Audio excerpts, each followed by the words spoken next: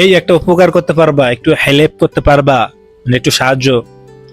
মানে সাহায্যটা হইলো কি, তোমার আম্মুকে তুমি বইলা দিবা তোমাকে যেন আমাকে ছাড়া অন্য কারোর সাথে বিয়ে না দেয়, প্লিজ বলবা এটা। পারবা বলতে? সাহস আছে?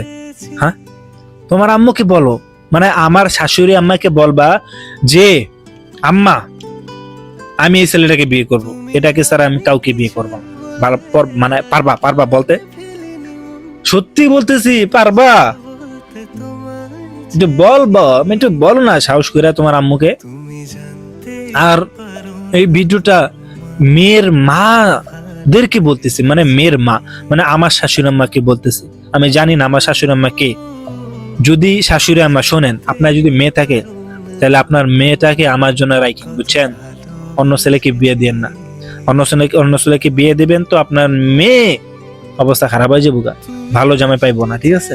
এ কারণে শাশুড়ি আম্মা আপনাকে কইতেছি, আপনার মেয়েটাকে আমার সাথে বিয়ে দিন, ঠিক আছে?